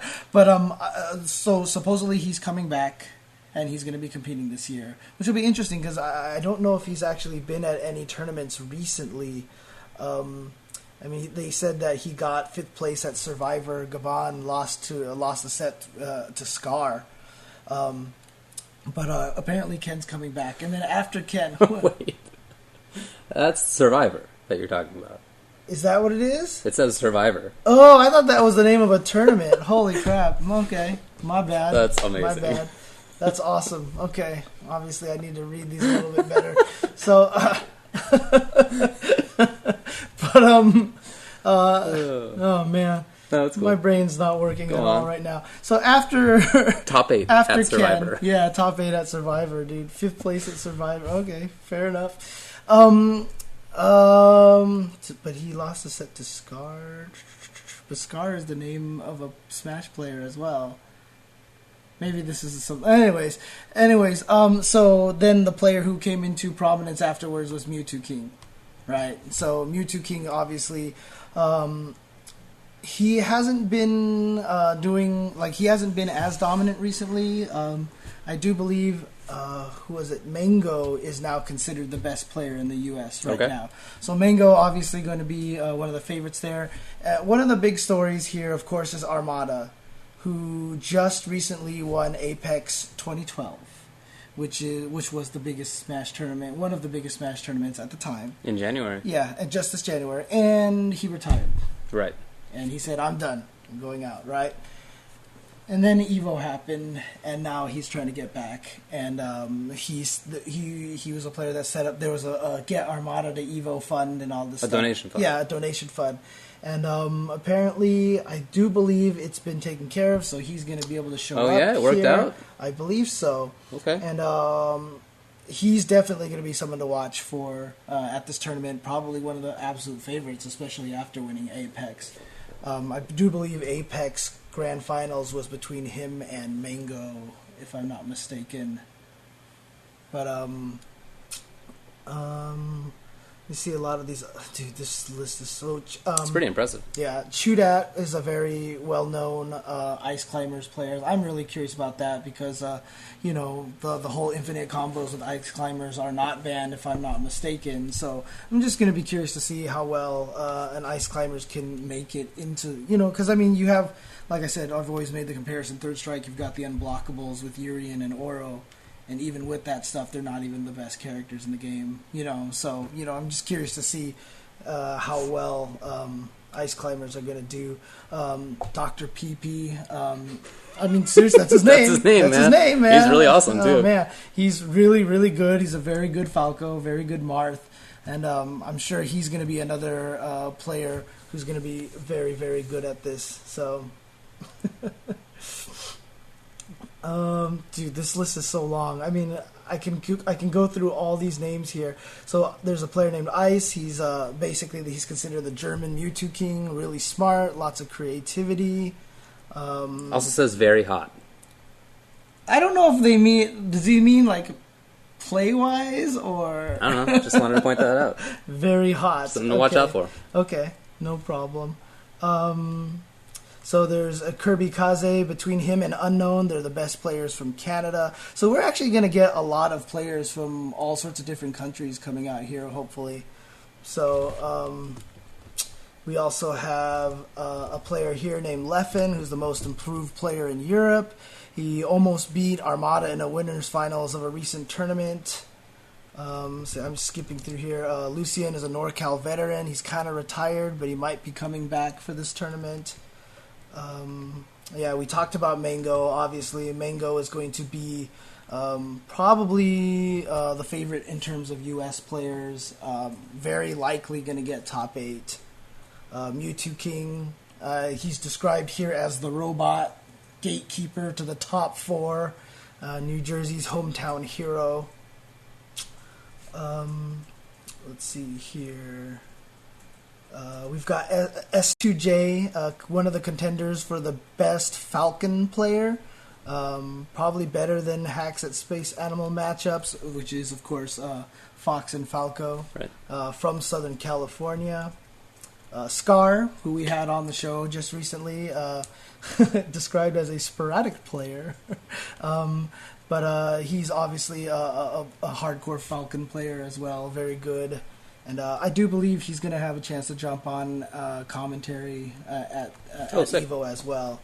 So let's see here, any other notables here. I'm really curious about this player that he's listed here named Taj. Okay. He says that he's the rare Mewtwo main. He's from Arizona, and Mewtwo, not a character considered very strong in the game at all. So I would love to be able to get him on stream at some points in time and be able to watch that. Because, I mean, it's always fun to watch the lower tier characters go in there. So, and Wobbles, of course, who was named after the Wobble combo has been named after and such. I remember he did really well at a lot of the EVO West and EVO East tournaments that were there in 2006, 2007, I believe it was. And so I'm curious to see if he's actually coming back for this. I wish we had. I mean, I'm assuming if Prague wrote all these guys down that they're all officially signed up. But I'm not 100% positive of that. So let's see some other players here. Axe is another player. Let's see. It says here that he's looking for redemption after a few earlier than expected exits, but he's actually really good. Maybe even top 5 in the States. Maybe just seems to have problems in high level tournaments. Yeah, a lot of good info. A lot of. Let me see here. Any other players that I want to mention? Yeah, so there's Eddie Mexico, SoCal player, very near the border. There was a player that was from Mexico. I want to make sure I got him in here as well. Just Control F Mexico. Yeah. If I can spell Mexico. Let's see. Oh, Asia. I'm not sure how you would pronounce that. Says he has tournament jitters. Let me see if the other Mexican players here. Here it is. It's Javi, who's a Fox Falco player. So basically the notes here are that he was one of the best players in the world during that gap between Ken and Mewtwo King. The best player in Mexico for years. Comes to the U.S. and why is this scrolling like this? And puts everyone on notice very quickly. So yeah, a lot of players from around the world. I think it's going to be really cool. And as we were saying earlier, you mentioned that this is the biggest Smash tournament by like double the size of the previous largest tournament. So I think it's going to be super exciting. So I'm super hyped for this. So I've got a lot of studying to do from all these players' names. And, the worst thing about it is I'm going to be looking at all these names, and a lot of these guys might not even end up on stream, Yeah, so. Well. That's how it goes. We'll see what happens. Not every question gets asked on the test. Yeah, but that's why Prague will be there. Winton will be there to help me along because I am going to be doing some commentary for Smash at EVO, which is terrifying. Which commentary are you going to be doing? I'm going to be doing some pools, and I'm also going to be doing top 8 as well. Top 8. Which is terrifying. And, I feel bad because obviously... they have their UltraChen duo of the Smash community, and I in no way am trying to pull rank on anybody. It's just, I have experience at EVO and stuff like that, and how the pacing if it goes. So that's just the way. That's the reason why I'm in there. But I want to do my best for this. I can only hope to live up to the scene, and just hopefully people won't hate the Smash players won't hate me by the end of the weekend. So well, I feel exactly the same about Injustice. So I'm doing top 8 commentary for Injustice. I've been playing and watching that game a lot, but I was asked to do top 8 EVO commentary, and immediately went into like overdrive study mode. So I've been really watching it and playing it a lot, and calling up friends from across the country and sitting with them on the phone for hours and talking all about the game. So, we even have a period where we're doing pools for Injustice together, which is going to be an unmitigated disaster. I got so much info about this game now. It's going to be. But we'll see. I really want to do a good thing for that game because I think it's fun to play. And I don't want people who really love that game to have a crappy experience watching it. Yeah, no, Injustice, I really enjoy that game, so I think that's going to be cool. Yeah, like, I don't like providing informationless commentary. Something that I used to do for Marvel when I hated that game, but I just don't like doing it anymore. So Yeah. I'd rather actually learn stuff. So in any case, I'm doing Injustice, and I talked with people about players to watch out for anyway, and I tried to keep the list a little bit longer than, or a little bit shorter rather than in MK. So Chris G just won CEO with Green Lantern, with Green Arrow. Yes. A character who is not top tier, but is a good character. Really, as far as top level Green Arrows go, it's pretty much just Chris. Chris is really strong in that game. He was very strong in MK when he was playing that game, and he seems to be strong in basically everything that he plays. So, major guy to watch out for. Perfect Legend is another major one to watch out for. Just got second place at CEO. After not having done that well, not really having traveled for the game before that. So he's somebody to watch out for. He uses a ton of different characters. We'll see who he goes with. Whether he was practicing up Scorpion for CEO.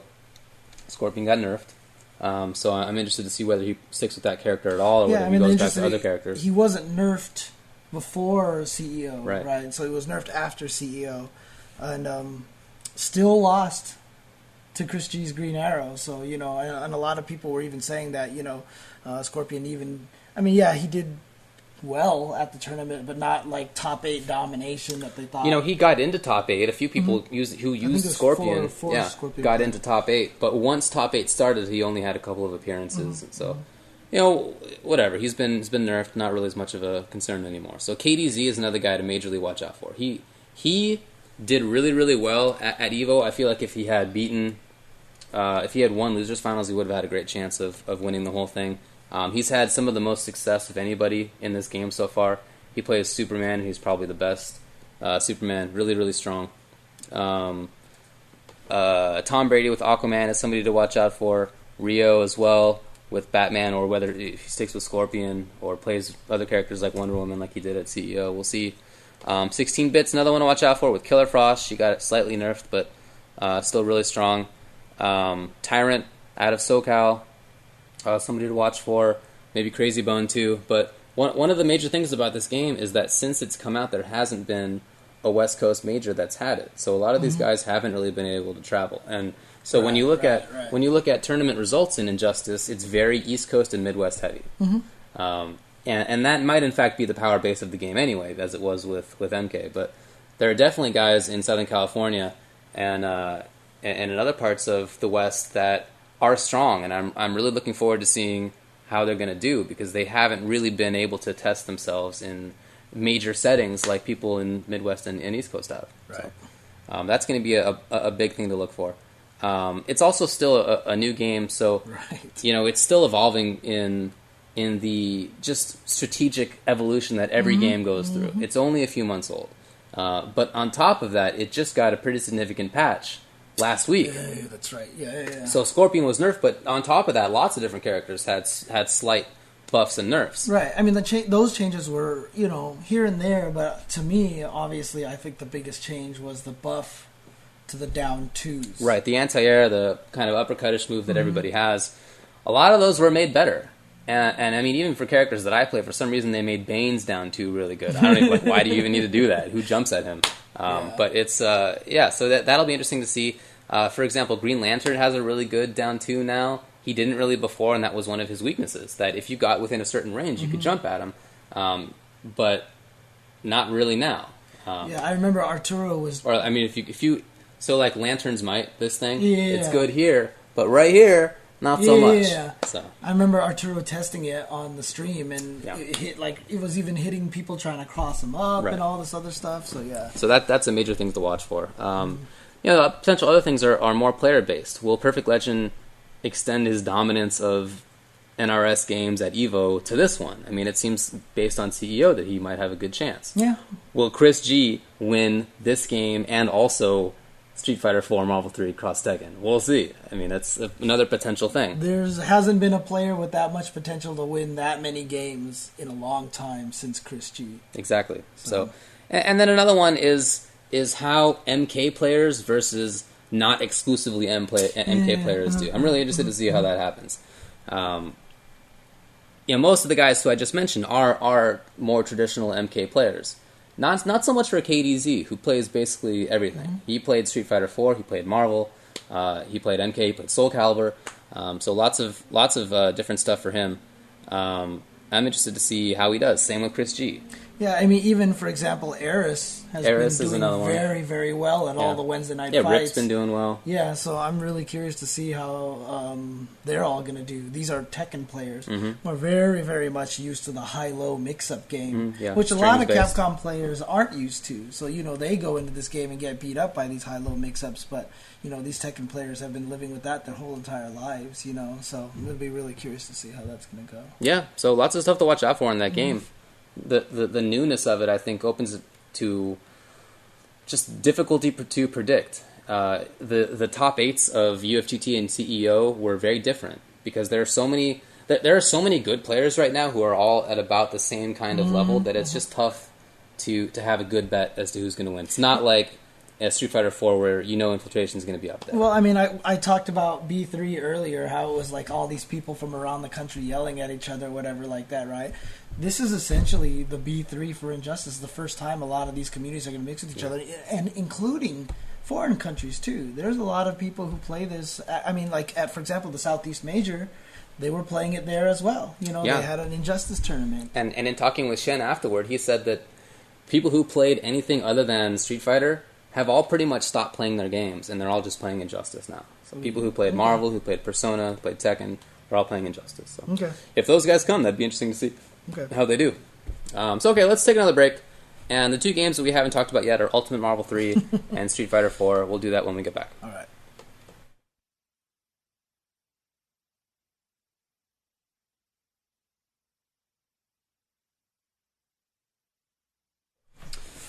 Okay, welcome back to UltraChenTV. We're talking all about EVO 2013, which is just next week. And just out of curiosity, a lot of people are asking, do you know where you can... So Drop is where you can get that shirt from. DRAWP.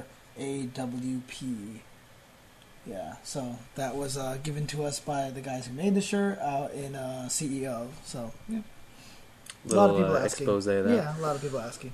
So we're talking about games, and we've talked about 7 out of the 9 games, but we've been going in order of which games finals will be played, and remaining are Ultimate Marvel vs. Capcom 3 and then Super Street Fighter 4 Arcade Edition version 2012. Those are the last 2 games that EVO's going to close out with. So let's get to Marvel 3. Lots of stuff to be said about this game. There was actually a great rundown that I will link now in the chat, and then I will tweet out later. Copy location, pasty paste, where a couple of guys did a great job. Here, I'll show you it real fast. Breaking down top 8s from a bunch of majors, and then listing characters in order of how many spots at top 8s they took. Yeah, and then talking about players. And so great info there. I really appreciate that. Again, I'll tweet that out. So the major thing to talk about, I think, with Marvel 3 is Chris G versus the field. You brought it up before when we were talking with Tom, and he said he'll take the field, but Chris G has just been doing so well. What do you think about that? I mean, Chris G hasn't lost to anybody in a very long time, and usually lost a tournament in any case. Yeah, lost a tournament. I mean, even when he has lost in a tournament to get sent to losers bracket. For example, he lost to Senior Taxi at NCR. They played each other just recently at a run back where he 3-0'd him. Right. He got his run back against Senior Taxi. And, who knows how much of that was due to PS3 or whatever nonsense, right? I mean, hopefully he's spent some time practicing for that particular console. And if he has, it's hard to bet against Chris G. Yeah, the only major that he hasn't won this year... there are 2, I guess. SoCal Regionals, PR Rog won that one. And then Flocker won East Coast Throwdown. Other than that, he's won everything. Right. So he's just looked really solid. Morgan, Doom, Virgil, he's had Magneto in there a couple of times. And I think just the major question is, will anybody solve Chris G, and will anybody solve Morgan Doom. Will anybody solve that shell? So here's the question. Who are the people who have the potential chance to be able to beat him? Obviously, Flocker's beat him before. Yeah, Flocker. PR Rog has beat him. Justin Wong always has the potential to beat anybody, right? Yeah. As long as he's on his game. Filipino champ, we saw evidence of that at, I believe it was ECT, where he busted out his Dormammu Morrigan team that worked really, really well. Right. So, and the other guy who I think that we should talk about is Nemo from Japan. If you haven't been following Nemo, every time somebody goes to Japan and plays against him, they get bopped. Mm-hmm. It just happened. I mean, did you see PR Rog versus Nemo? I didn't see that one. I heard about Justin versus Nemo, but I didn't see Justin versus Nemo, actually. I didn't watch it, but it was 15-14. Oh, okay, it was very close. And Justin won that one. Oh, okay, yeah. good stuff. Mm-hmm. Good 15-14. He just is so good. His consistency with execution is amazing. With the character in Strange, Impact Flames of the Impact Flames yeah, of the Impact Flames. that character is so important to his team. It sets things up and it kills. He's very good. I think he's one of the major threats to watch out for. I would have him in my top 5-ish major threats with Chris, Filipino champ maybe, PR Rog, Justin, Flocker. I would have Nemo right out there. So some people are saying that, they were playing on some Panasonic TV I heard about was kind of laggy or whatever like that. Also, people are arguing whether it's Nemo or Nemo. Oh, yeah, I know. But whatever. I don't care. How's this? You call it Nemo, I'll call it Nemo. I'm just going to ask him when we're there. But yeah, exactly. Yep. In any case, Nemo even, yeah, could be. So those are the guys who I'd most watch out for. But I think the other interesting thing is last year Infrit got second. Mm-hmm. And Infrit had been doing well in SoCal tournaments, but nobody called him to get second at EVO. Right. Do you think that's going to happen this year with somebody else? And if so, who do you think that's going to be? So, I'm just going to put this out there. I think... Okay, so here's some of my sleeper guys that I think are going to do... that I think have the potential to do well. I think Apology Man has a really good chance of doing very well in this tournament. Honestly, I think he might just come from nowhere and surprise people because he was running a lot of... Drew Grimey is another great player, right? And I just remember watching a couple of When's Marvel weeknights or whatever it's called at FGTV, and Apology Man was just really, really getting Drew Grimey angry because a lot of the Firebrand stuff that he was doing. Now, every time we see him play, he's always going with his Frank West and Scroll team. I somehow think he's saving his Firebrand team. I hope he's been practicing his Firebrand team because that Firebrand team was really nasty. Well, I've heard him say in the past that he was going to try to bring that out at EVO. Yeah, I guess we'll see whether he thinks he's ready for that. So, I listed a couple of people who I think might have potential, as you can see there. Another one that I think that might actually do really well, based on... Because, this last weekend was Curly Mustache West, right? Only one player made it back to Grand Finals again, and that was Deus Ex, and he won. Yeah. And so I am not going to count that guy out. He has this style of play that just baffles everybody because it's not flashy. It doesn't look like he's doing anything crazy, but he just always seems to do what he needs to do to win. Man, the way he dealt with incoming Virgil was so smart. Everybody, when Virgil's incoming, they go underneath him. They'll be there. He went away. He shot finger lasers with Doom, and he DHC'd into Storm. And he forced an X Factor from Virgil, who was just put in a box immediately, forced the X Factor, or else he would take all this chip and be in a bad situation for himself. And then part of the X Factor time is run out, and then he has Storm, and she's hanging out up here. I mean, I don't know why people, when they see Virgil, are willing to deal with this. But right. It was really smart. So, and of course, I mean, a last pick of mine that might do really well is Kane Blue River. Okay. Because he's just been beating everybody up recently, and he's made some people look absolutely fraudulent at times. So he's been practicing harder. So last year I gave a lot of credit to Infrit because you remember when we did commentary, we were always talking about how much he practiced and how he was always practicing and trying as hard as more than anybody else that we had seen. I feel that way about Kane Blue River right now. I feel like he's been traveling everywhere. He's played against all the different styles. He's been to Japan. Right. He's been to SoCal. He's been to East Coast. He's been everywhere. So he's played every style. So he may be the best equipped. And not only that, his characters are designed in such a way that, execution errors in terms of nerves are the least concerning for him because he doesn't have to do as much. And, execution-wise, it's not Makes as sense. crazy as a lot of other characters. You're not going to get sword loop drops. You're not going to get Right. infinite drops or whatever like that. He's just going to kill you no matter what with a bunch of H's, right? And so I think Kane has a really good chance of doing well. Okay, I mean, I can see that. I wonder whether the fact that he's traveled so much really is to his benefit, or whether now everybody knows how to play against him, because that's what happened in Curly. That's true. That's true. So I don't know. We'll see. I was gonna talk about, like, when I was thinking about this over the weekend, I was gonna be like, man, I'm gonna bring up Angelic as a guy who might do really well, and then he gets third at Curly. So like, now it doesn't seem like such a cool pick. Right. But I definitely think that could be a guy. I would have had Dios in there. I'm looking at Moons, maybe. I'm looking at Unknown and Ray Ray, maybe. Dude, I'm so glad that a lot of these guys aren't going to make it out to Evo. Yeah.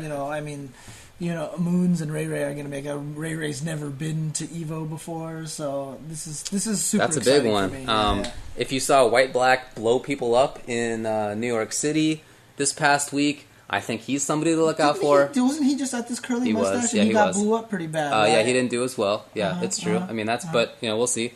And Green Ace, I think, from Florida, is another guy to bring up. Actually, who's else we should bring up is Richard Wynn.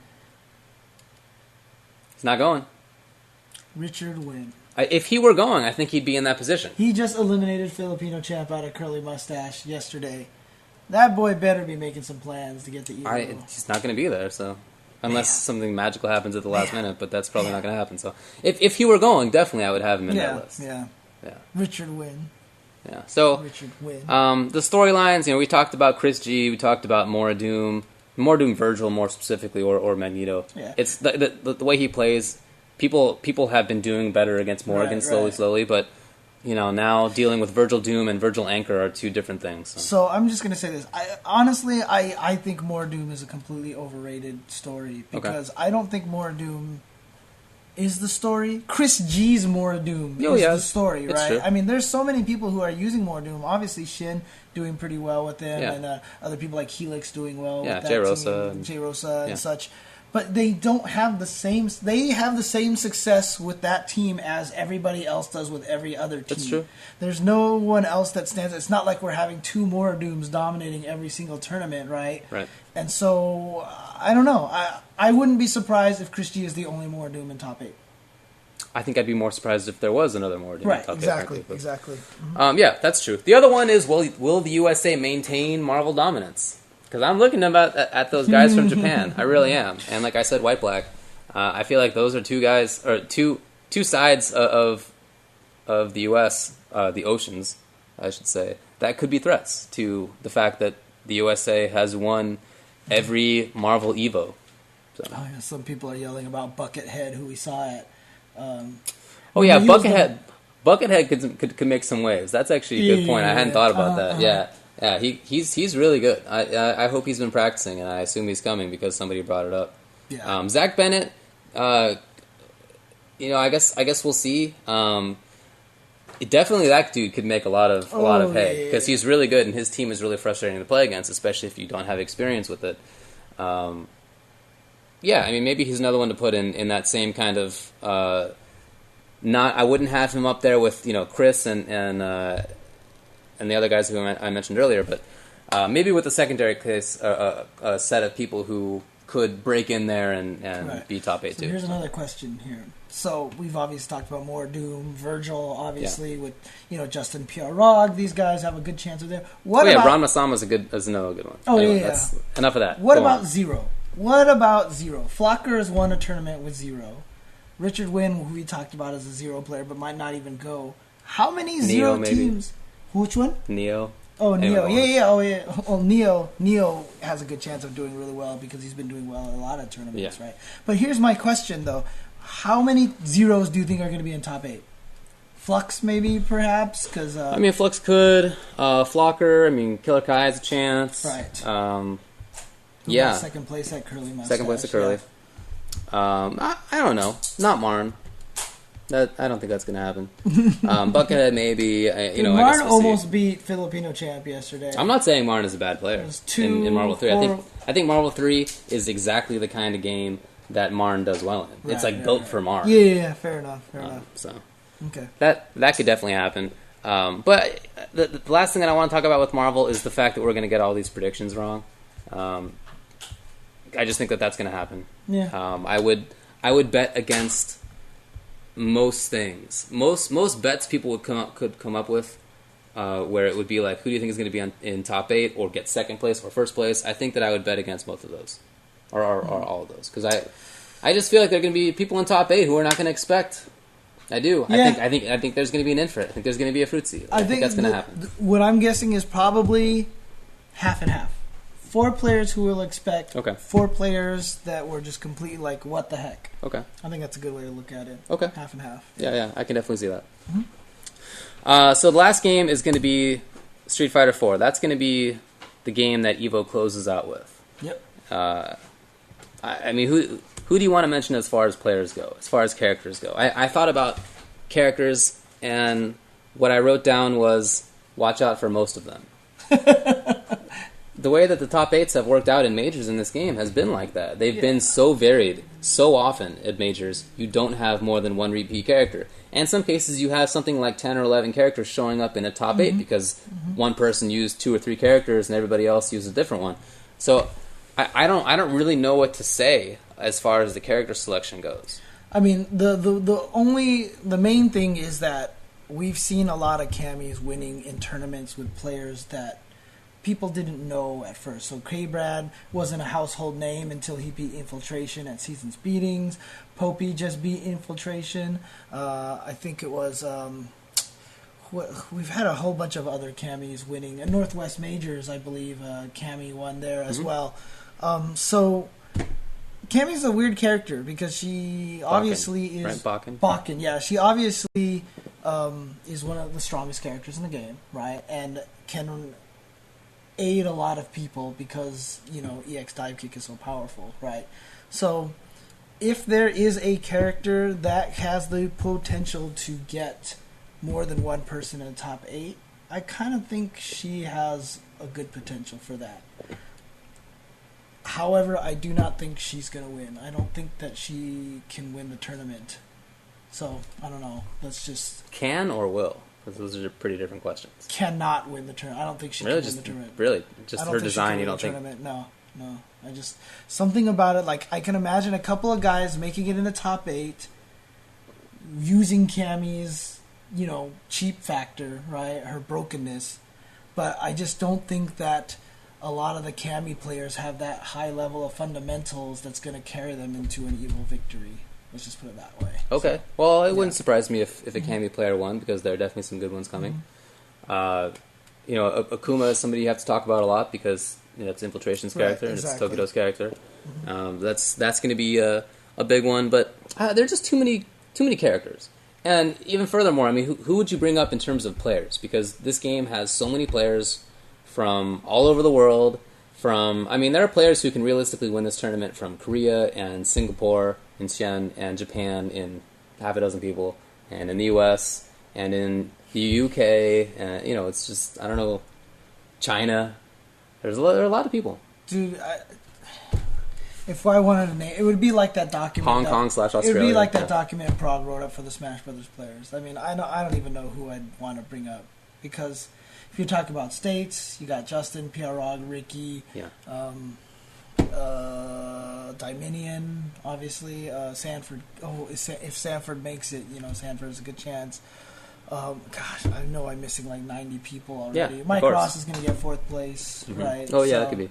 Yeah, and then China, there's so many strong players there. Obviously, Shin is a good potential to win. Yeah, so obviously you got to talk about Infiltration. Yeah. You got to talk about Shen because they've just been doing so well lately.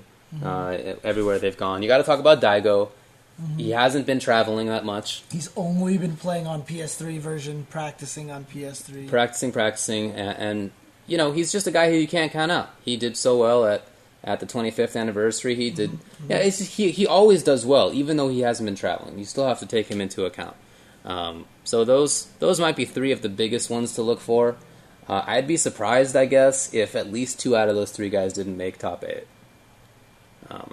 Right? I mean, if only one third of those 3 made top 8, it'd be very surprising to me. Yeah, and then of course there's a lot of the Europe players as well. Ryan Hart is very good. Popey is making it out now. The man who did use Cammy to beat Infiltration at Dream. Was it DreamHack? It was DreamHack. It was DreamHack. So he beat him there. So Popey's gonna make it out. Sponsored by like DreamHack and stuff like that. So that's gonna be really cool. Yeah. Is Allion coming out? I haven't heard that he's coming, so I assume not. But. Come on, man. See, like, out of all camis, I would probably give him and obviously Xiao Hai, who made it there last year. Those 2 would probably have the best chance. I can see that. Sako Noko, of course, but he's mostly an Ibuki and Evil Ryu player now. I don't think he uses Cami at all anymore. I think that's right. So a lot of people... Allion is going. Okay, awesome. Oh, so sick. I didn't know that. Luffy, another great European player. Dude... Definitely. You can't pick a part of the world where you can't name all these amazing players for Street Fighter 4 now. Right. So, in that game, I think that the name of the game in the top 8 is going to be, like I said, I really expect that 2 out of those 3 who I named will be there, at least. But the rest of the top 8, I don't even know that I want to venture a guess, because there are just too many people. There's too much parity in all sorts of countries now. The cast is too even to say, like, if somebody plays this character that they'll have that much better of a chance. You won't be able to know until it happens. I mean, last year the coolest thing was we had top 8, and if I wasn't mistaken, we had 6 different countries represented. I think that's right. 8 different characters represented. So, we should bring up something huge in that. I don't remember what point they're starting, but I know at least top 8 AE is 3 out of 5 at EVO this year. I think that's what they said. I'm pretty sure that's what they said. Wow. And if that's the case, that kind of changes a lot. Actually, it kind of does change things, yeah. Characters who are built on a little bit more craziness are going to have a tough time, man. Like, my thoughts on Punko winning are now, like, through the basement. Like, that dude is not going to win now. Like... You know what I mean? Dang. Like, if it was a 2 out of 3 and he'd go, woo, like maybe he wins, but in a 3 out of 5 set, I don't like that. So. Okay. Yeah, I mean, some people are saying, yes, it is going to be just top 8. Some people are saying that top 8 is just going to be 2 out of 3. So, yeah, but whatever. So, but, if top 8 is 3 out of 5 for AE, then I think that increases Infiltration's chances of winning. Yeah, I could see that. Yeah. I mean, players who do better in long sets will do better. So Infiltration will do better. Daigo will do better. A player like Justin will do better. You know, that'll happen. So okay. Man, it's an international battle, man. Like all these different countries will do well. I want to see 8 different countries there. I want to see 8 different. And you know what the best thing about it is? It's not even that. Like I said, we had 6 last year, right? I think the repeats were Daiminian and PR Balrog. And then I forgot what the other repeat was. Might have even been 7 countries represented. I can't remember because Xiao Hai was there, Daigo was there, obviously Infiltration was there. Gamer B. Gamer B, yeah. Punko and Infiltration. Oh, no, Punko didn't make top 8. He didn't make top 8 last year. No, that was the previous Human Bomb made it, right? Yeah. In any case, Australia. It's a lot. It's a lot. So I mean, saying I hope 8 different countries makes it is completely plausible. It is extremely plausible. It is. So. It is. Yep. So that's I don't know. That's about it for the games. Lots of great storylines to watch out for. Lots of good players to watch. The matches, I'm sure, will be awesome. Yeah, and don't forget, guys, they will be streaming. I know the Skullgirls crew will be streaming their own tournament off to the side, so that's going to be super exciting. And, hey, is it 86th for Skullgirls or what? Do you know? It might actually be the last joke people know, sir. Okay, well, we'll find out, yeah. And then Skullgirls Top 8 will be streamed on official Evo stream on Saturday night, Right. along with Dive Kick as well. Right. And then, like I said, the ST Revival crew has the ST Cup going on. They're going to be doing a bunch of stuff there as well. The team tournament, the character lock tournament, the ratio tournament, all the stuff. All that's all going to be streamed on IE Battlegrounds. He's also going to be streaming. He was also going to be streaming the Soul Calibur 5 stuff as well. So. Punko did got top 8 last year. Everybody He wants did get. to Oh, say. okay. Yeah. Yeah. As far as the streams go, we'll certainly do our best to keep everybody on top of the streams that are going on.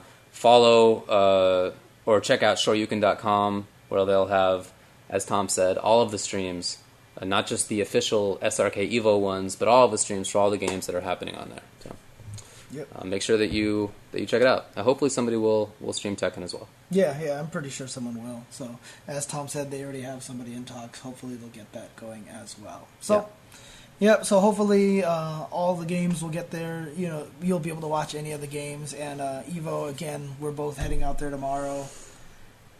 It's gonna be nuts. I can't believe it's already been a year. I know.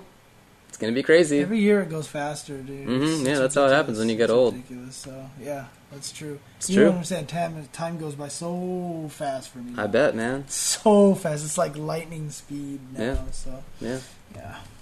All right. Okay. Well, thanks for watching. Try to get this video up on YouTube before I leave in the morning, and hopefully it'll take fewer than 3 days to actually upload on my horrible connection. We'll see how that goes. All right. Thanks a lot. Peace out, everybody. See you at Evo.